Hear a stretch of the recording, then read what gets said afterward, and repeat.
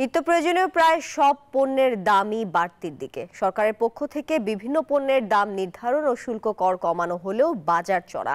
এ বিষয়ে আরো বিস্তারিত জানাতে যুক্ত হচ্ছেন আমাদের সহকর্মীরা। শুরুতেই যাব চট্টগ্রামে, সেখানে আছেন সহকর্মী নয়ন বড়ুয়া। জয়, চট্টগ্রামের বাজারে পণ্য সরবরাহ কেমন দেখছেন, আর তদারকি নিয়মিত কি হচ্ছে কিনা জানাবেন।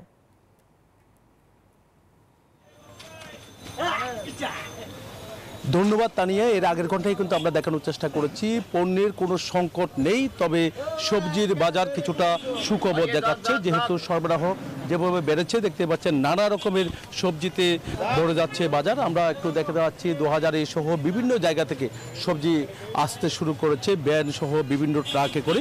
তো রিয়াজউদ্দিন বাজারে আমরা আছি, এখানে হলো চট্টগ্রামের সবচেয়ে বড় বাজার, যেটি কাঁচা বাজার নামে পরিচিত। এখানে পাইকার আর খুচরা আছে, যারা পাইকারি এখানে বিক্রি করে আড়ত, তারা উত্তরবঙ্গ থেকে নিয়ে আসে। আবার চট্টগ্রামে উৎপাদিত যে সবজি, সেই সবজিরও কোনো কমতি আমরা দেখছি না। তার কারণে লাউয়ের দামটা আমরা দেখছি কিছুটা কমেছে। তারা এখানে বিক্রি করা হচ্ছে 30 থেকে 40 টাকা কেজিতে তারা লাউ বিক্রি করছে। কাঁচা পেঁপেও 50 টাকা থেকে 45 টাকা কেজিতে তারা বিক্রি করছে তবে আমরা দেখছি শিমের দামটা এখনো পর্যন্ত বেশি, 100 টাকার নিচে শিম বিক্রি করছে না।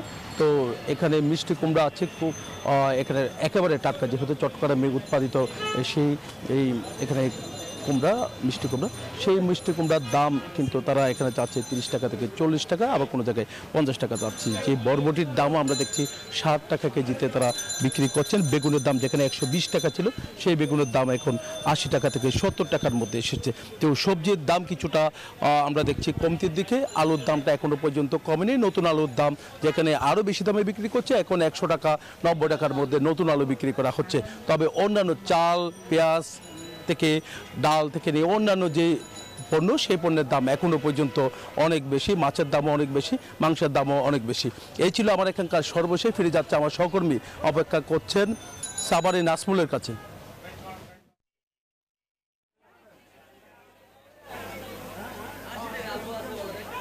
জয়, আপনাকে ধন্যবাদ। আপনি যেমনটি চট্টগ্রাম থেকে জানাচ্ছিলেন, এই মুহূর্তে রয়েছি সাভারের সবচেয়ে বড় যে কাঁচা বাজার, সেই আমাদের খুচরা বাজারে এসেছি। আমরা দেখেছি যে হাত বদল হওয়ার পরেই কিন্তু যে শীতকালীন যে সবজি, এই সময় কিন্তু প্রচুর সবজি বাজারে সরবরাহ থাকলেও কিন্তু এখন কিন্তু সবজির দামও কিন্তু চড়া। আমরা যদি দেখে যে এখানকার প্রতি পিস লাউ কিন্তু এখন বিক্রি করা হচ্ছে 110 টাকা, কোনোটা 100 টাকা বিক্রি করা হচ্ছে, এবং পেঁপে বিক্রি করা হচ্ছে 50 টাকা কেজি, 100 টাকা কেজি আলু বিক্রি করা হচ্ছে, এবং একই সময় আপনার যদি যে বেগুন বিক্রি করা হচ্ছে 60 টাকা কেজি, এবং আমরা দেখেছি যে এই যে টমেটো বিক্রি করা হচ্ছে, যে দেশি টমেটো 140 টাকা কেজি।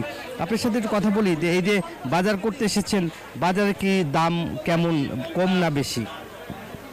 বাজার বর্তমান চড়া চলতেছে, শীতে তো এরকম।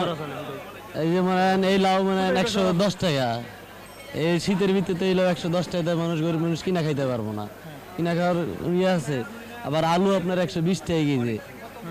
আপনাকে এই যেমনটা আসলে বলছেন, এবং সাধারণ মানুষ আসলে এখনো বলছে এই সময় কিন্তু জানেন যে সিম, পাতাকপি, বেগুন, আলু, টমেটো, গাজর, মিষ্টি কুমড়া, লাউ, মূলা সহ যে এই যে শীতকালীন যে সবজি, সব সবজির দাম কিন্তু এই সময় কম থাকার কথা, এবং হঠাৎ করে কিন্তু আবারও সবজির দাম বেড়েছে বলে এখানকার সাধারণ যারা ভোক্তা তারা আসলে বলছেন। এই ছিল আমার কাছে সাভারের সবজির বাজারের সর্বশেষ খবর। ফিরে যাচ্ছি স্টুডিওতে।